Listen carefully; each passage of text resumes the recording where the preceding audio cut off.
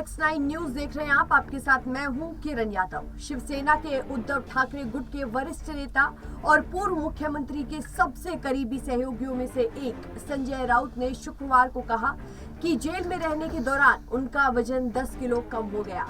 Money laundering मामले में एक विशेष अदालत द्वारा जमानत दिए जाने के कुछ दिनों बाद राउत ने कहा कि उन्हें अंडा सेल में रखा गया था, जहां उन्हें 15 दिनों तक धूप नहीं दिखाई दी।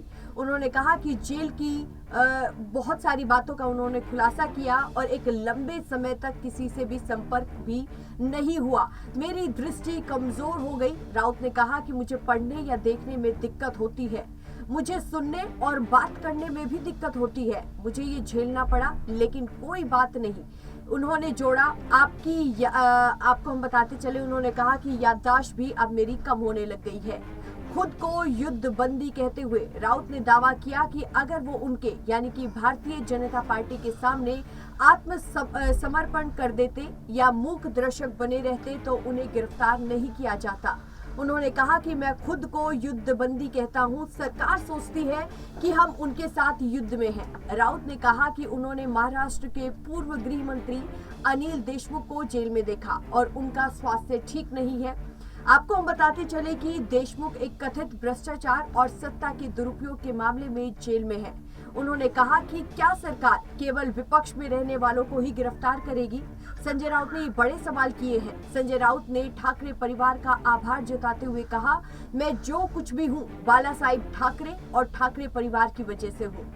उद्धव ठाकरे को छोड़कर पार्टी के बागी और अब महाराष्ट्र के मुख्यमंत्री एकनाथ शिंदे के साथ जाने वाले नेताओं पर उन्होंने कहा, जो लोग पार्टी छोड़ना चाहते हैं वो जा सकते हैं और ये जीवित रहेगा और बढ़ता रहेगा। उन्होंने साथ साथ ये भी दावा किया कि राज्य के लोग उनकी पार्टी के साथ हैं और केवल विधायक और नेता ही अपने फायदे के लिए आ जा रहे हैं।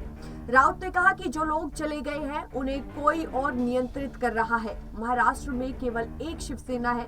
उन्होंने आरोप ये भी लगाया कि कुछ लोगों ने शिवसेना को खत्म करने की भी कोशिश की थी। राहुल गांधी की तरफ से हिंदुत्व विचारक वीडी आपको बताते चले सावरकर पर भी निशाना साधने को लेकर संजय राउत ने एक चेतावनी दी है। उनकी टिप्पणी महाराष्ट्र में महाविकास अघाड़ी गठबंधन के भविष्य को नुकसान पहुंचा सकती है। उन्होंने कहा कि कांग्रेस के कई नेताओं ने मुझसे बात की। महाराष्ट्र कांग्रेस के नेता भी इस तरह की टिप्पणियों में शर्मिंदा होते हैं। आपको हम बताते चले कि एक दिन पहले ही उद्धव ठाकरे ने भी इस चीज को लेकर अपना बयान दिया था, लेकिन जिस तरीके से अब संजय राउत ने अंडा सेल के कुछ राज खोले वो हम सब ने सुने और मैंने जैसा कि अपने तमाम दर्शकों को भी जानकारी दी है।